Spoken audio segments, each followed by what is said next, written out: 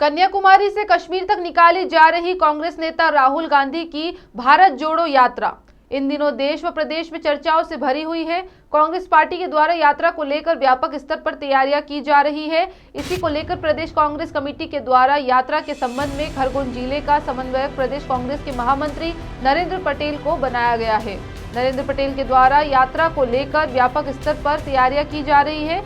यात्रा के संबंध में हमारे संवाददाता नीलेश मालाकार ने नरेंद्र पटेल से खास मुलाकात कर कई विषयों पर विस्तृत चर्चा की। इन दिनों देश हो या प्रदेश, हर जगह पर कांग्रेस के युवा नेता राहुल गांधी की भारत जोड़ो यात्रा चर्चाओं में चल रही है। राहुल गांधी की भारत जोड़ो यात्रा मध्य प्रदेश के खरगोन जिले में भी प्रवेश करेगी तथा यह खरगोन जिले की कई विधानसभाओं से गुजरेगी। इसी को लेकर प्रदेश कांग्रेस के द्वारा व्यापक स्तर पर तैयारियां की जा रही है। पूर्व मुख्यमंत्री कमलनाथ के द्वारा खरगोन जिले के लिए वरिष्ठ कांग्रेस नेता नरेंद्र पटेल जी को जिला समन्वयक बनाया हुआ है भारत जोड़ो यात्रा का। हमारे साथ चर्चा करने के लिए पटेल जी हैं, आइए हम इनसे चर्चा करते हैं। नरेंद्र भैया, राहुल गांधी जी की भारत जोड़ो यात्रा का खरगोन जिले में भी प्रवेश होगा और कहीं ना कहीं आपको पार्टी के द्वारा जिला समन्वयक बनाया गया है, तो किस प्रकार का यह आयोजन होगा? यात्रा को लेकर क्या तैयारियां चल रही है? सबसे पहले तो मैं भारत जोड़ो यात्रा के लिए मुझे जिले का समन्वयक बनाया है, उसके लिए मैं दिग्विजय सिंह जी और हमारे प्रदेश के अध्यक्ष कमलनाथ जी, साथ अरुण यादव जी को मैं धन्यवाद देना चाहता हूं कि जिन्होंने मुझे इस योग्य समझा। भारत जोड़ो यात्रा खरगोन जिले में दोड़वा से हमारे ज़िले में प्रवेश करेगी और इसकी तैयारी भरपूर हमें करना है। और खरगोन ज़िले की 6 विधानसभाओं से मैं दौरा कर और भारत जोड़ो यात्रा में कांग्रेस के कार्यकर्ता एवं मतदाता भाइयों से निवेदन करेंगे कि उस भारत जोड़ो यात्रा में भाग लेवें। यात्रा के संबंध में मध्य प्रदेश से पार्टी के कई वरिष्ठ नेता हैं, तो कौन कौन लोग शामिल होने की संभावना जताई जा रही है? जब मध्य प्रदेश में भारत जोड़ो यात्रा प्रवेश करेगी तो उसमें हमारे प्रदेश के नेता जो कमलनाथ जी हैं, दिग्विजय सिंह जी हैं, जीतू पटवारी जी हैं, सचिन यादव जी हैं, अरुण यादव जी हैं, इन्हें कई प्रकार के, और हमारे 94 जो विधायक हैं, ये सभी लोग हिस्सा लेंगे। जहाँ जहाँ से मध्य प्रदेश में से यात्रा गुजरेगी वहाँ वहाँ ये सब लोग प्रवेश भारत जोड़ो यात्रा में भाग लेंगे। रविवार को बढ़वा विधानसभा के ग्राम टोकसर में कांग्रेस पार्टी के द्वारा एक बड़ा आयोजन किया जा रहा है, कार्यकर्ता सम्मेलन का आयोजन किया जा रहा है, जिसमें पार्टी के कई वरिष्ठ नेता, कई पूर्व मंत्री शामिल हो रहे हैं। तो क्या ये कहीं ना कहीं विधानसभा को लेकर तैयारियों को लेकर तो नहीं की जा रही है? निश्चित तौर से अगर कांग्रेस पार्टी को मजबूत करना है तो हमें इस प्रकार के कार्यक्रमों का आयोजन करना चाहिए। और इसी कार्यक्रम में हमने अभी वर्तमान में त्रिस्तरीय पंचायती चुनाव हुए, नगर पालिकाओं के चुनाव हुए, इसको देखते हुए और जो हमको सफलता मिली है इसको देखते हुए और हमने टोकसर में जो एक कार्यकर्ता सम्मेलन रखा है, उस कार्यक्रम में पूरे बढ़वा विधानसभा के लोगों को और आसपास के प्रमुख नेताओं को बुलाने का हम प्रयास कर रहे हैं। और इसमें पूर्व कैबिनेट मंत्री हमारे अरुण यादव जी मुख्य अतिथि के रूप में रहेंगे, जीतू पटवारी जी रहेंगे, विजय लक्ष्मी साधो जी रहेंगे, और इंदौर के विधायक और खरगोन जिले के सभी विधायकों को हमने आमंत्रित किया है। एक कार्यकर्ताओं को ये अच्छा संदेश देंगे और कांग्रेस किस प्रकार से आगे बढ़े उसके लिए हम लोगों ने ये प्रयास किया है। कितनी संख्या में लगभग इस कार्यक्रम में कार्यकर्ता शामिल होंगे? मेरा अनुमानित है कि कम से कम 3 से 5 हज़ार के बीच में लोग कांग्रेस कार्यकर्ता इकट्ठे होंगे। ये 2022 चल रहा है, कहीं ना कहीं 2023 में विधानसभा का चुनाव है और बढ़वा विधानसभा से नरेंद्र पटेल जी की कांग्रेस पार्टी की ओर से प्रबल दावेदारी मानी जा रही है, तो क्या यह फाइनल ही है कि बढ़वा विधानसभा से कांग्रेस के प्रत्याशी नरेंद्र पटेल ही होंगे? मैं कांग्रेस का एक छोटा सा सिपाही हूँ। मुझे सन 93 से लगा कि आज तक लगातार मैं कांग्रेस की सेवाएं देते रहा हूँ। जगह जगह पर जब जब मौका मिला तब मैंने कांग्रेस का प्रचार किया और जनपद, जिले और नगर पालिकाओं में मैंने अपना प्रयास कर अपने कार्यकर्ताओं को शासन में प्रतिनिधित्व लेने का, भाग दिलाने का प्रयास किया है।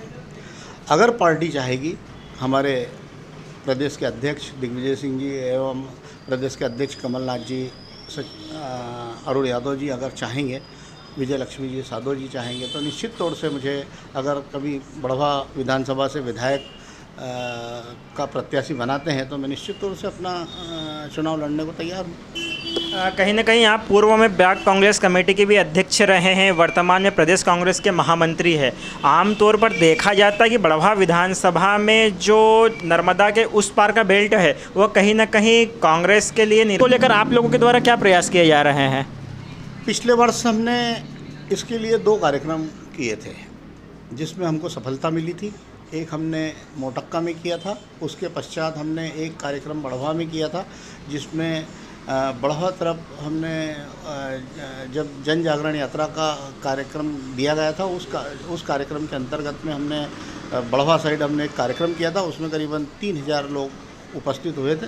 तो हम कहीं ना कहीं उस ओर कांग्रेस को मजबूत करने का प्रयास कर रहे हैं और मैं सभी साथियों को और कांग्रेस के बढ़वा पाए में जो ग्रामीण क्षेत्र में उनमें लगातार मिल रहा हूँ और कांग्रेस को कहीं ना कहीं वहाँ मजबूत स्थिति में लाके खड़ा करने का हम और हमारे साथी लोग खड़ा करने का प्रयास करेंगे।